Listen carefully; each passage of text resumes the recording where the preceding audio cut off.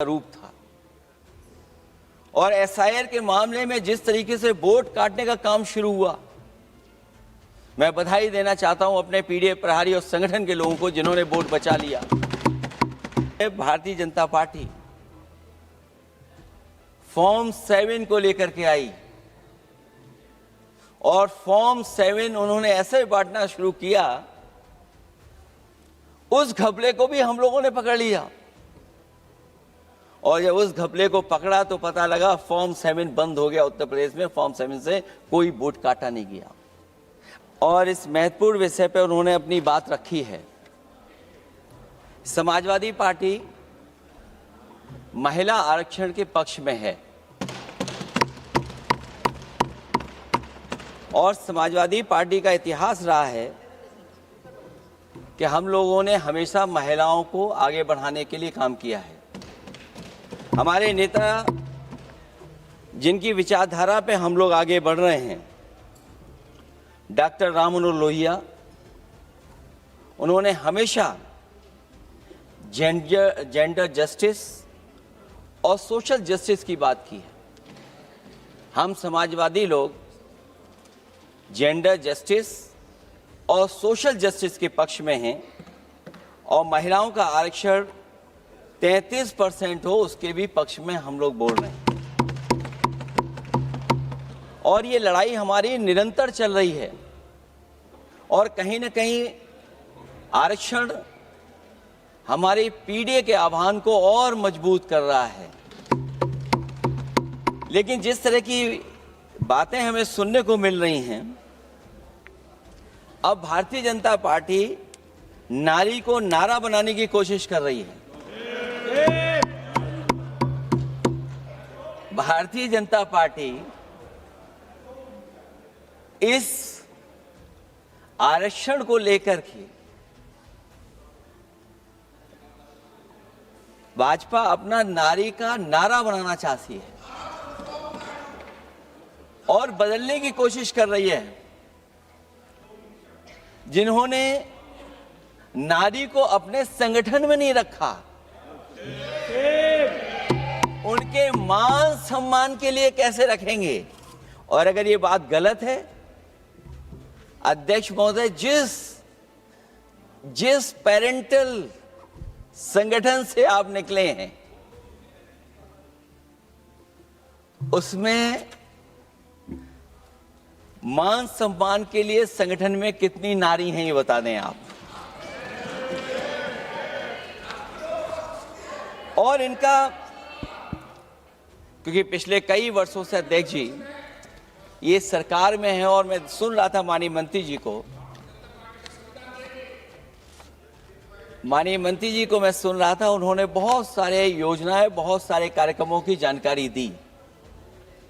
लेकिन अगर हम दुनिया के आंकड़े देखें, जेंडर इक्वलिटी में हम कहां खड़े हैं? हम 146 में 127वीं जगह पर खड़े हैं। और अगर हम इनके खुद के सरकारों को देखें अगर, तो अध्यक्ष महोदय इनके 21 जगह सरकारें हैं। 21 जगह यूनियन टेरिटरी और स्टेट मिलाकर के और सहयोगी दलों के साथ मिलकर के 21 सरकारें इनकी हैं।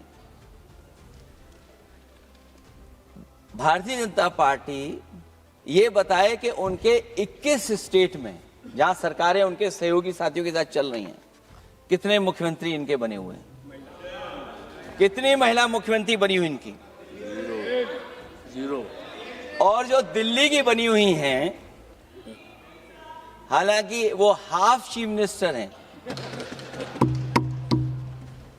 और वो भी महिला होने के नाते केवल हाफ चीफ मिनिस्टर हैं। नहीं, अधिकार कहां है? एक चीफ मिनिस्टर के जो अधिकार होते हैं, एक स्टेट के जो अधिकार होते हैं, क्या आपके दिल्ली की मुख्यमंत्री के पास वो अधिकार हैं? और फिर जो अभी तक जो सबसे बड़ी पार्टी है, जो सबसे बड़ी पार्टी अपने आप को कहते हैं, पूरे देश में जितने भी इनके विधायक चुने गए हैं, आप बताओ आपकी संख्या क्या है? 10% से ऊपर नहीं जा पा रहे हैं आप। क्या 10% से ऊपर हैं आप? और फिर लोकसभा की गिनती में अगर हम देखें तो लोकसभा की गिनती में कितने संख्या में आप हैं? इसलिए अध्यक्ष महोदय, जहां हम ये कहते हैं कि हम महिला आरक्षण के पक्ष में हैं, वहीं कुछ सवाल हमारे भी आपके लिए हैं। मैं उससे पहले याद दिलाना चाहता हूं कि कई बार लोग ये कहते हैं कि समाजवादी पार्टी विरोध करती है। अगर हम अपनी बात कहना चाहें तो डॉक्टर राममनोहर लोहिया, जिनकी विचारधारा पर हमारी समाजवादी पार्टी का आधार है, उनके द्वारा हमेशा महिलाओं को पुरुषों के बराबर की हिस्सेदारी हर क्षेत्र में देने की बात कही गई। और मैं उनको कोट करना चाहता हूं कि संस्कार का आरंभ महिला से होता है। यदि महिला जागृत है तो पूरा समाज जागृत हो जाता है। ये लोहिया ने हमारे जिस विचारधारा पे हम लोग चल रहे हैं वो हम आपको बताना चाहते हैं। जब तक महिलाएं राजनीति में नहीं आएंगी, सामाजिक क्रांति अधूरी रहेगी। लोहिया जी ने निरंतर महिलाओं की राजनीति में महत्वपूर्ण भूमिका पर बल दिया है और समाज में वास्तविक परिवर्तन उनके योगदान से ही आ पाएगा। इसलिए मैं याद दिलाना चाहता हूं अध्यक्ष महोदय, उत्तर प्रदेश में पंचायत में सबसे पहले आरक्षण महिलाओं के लिए लागू करने का काम समाजवादी पार्टी ने किया। तो जहां महिलाओं के पक्ष में है उनके आरक्षण के, वहीं हमारा सवाल यह भी है कि जल्दीबाजी क्यों है? आखिरकार महिला आरक्षण के नाम पर जल्दीबाजी क्यों है भाजपा के अंदर? सच तो यह है कि भाजपा जनगणना को टालना चाहती है, और जनगणना को टालने का मतलब है कि जाति जनगणना को टालना चाहते हैं। और जाति जनगणना इसलिए टालना चाहते हैं क्योंकि वो आरक्षण का सवाल उठेगा। जो भाजपा उनके संगी साथी कभी भी देना नहीं चाहते हैं आरक्षण। भाजपा को यह भी अच्छी तरह याद है कि पीडीए में ए का मतलब आधी आबादी है, मतलब महिलाएं भी पूरी की पूरी उसमें गिनती में आती हैं। एक बड़ा चुनावी सच ये भी है कि भाजपा की चुनावी घपलेबाजी अब पूरी तरह से भंडाफोड़ हो गई है।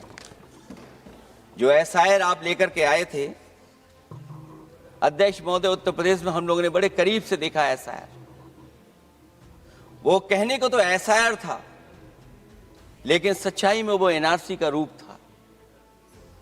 और एसआईआर के मामले में जिस तरीके से वोट काटने का काम शुरू हुआ, मैं बधाई देना चाहता हूं अपने पीडीए प्रहारी और संगठन के लोगों को जिन्होंने वोट बचा लिया। जब पहली गिनती में हम लोग बचाने में कामयाब हो गए तो अध्यक्ष महोदय, भारतीय जनता पार्टी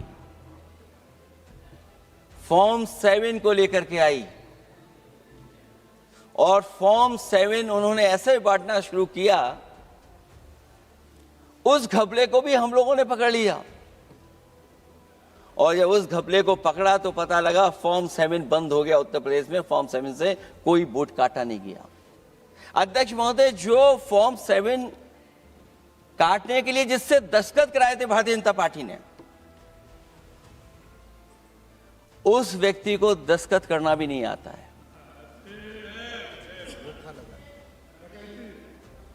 अध्यक्ष महोदय, जो एसआईआर के बहाने फॉर्म 7 लेकर के आए थे, जो फॉर्म 7 दस्तखत करा करके वोट काटे जा रहे थे उत्तर प्रदेश में, जब पकड़ा गया, हम लोगों को जानकारी मिली, हम लोगों ने उसको प्रेस के सामने लेकर के आए और चुनाव आयोग को शिकायत की। फॉर्म 7 से वोट कटना रुक गया, लेकिन अभी भी उस पर कोई कार्रवाई नहीं की जिसने उसके नकली दस्तखत कराए थे अध्यक्ष महोदय।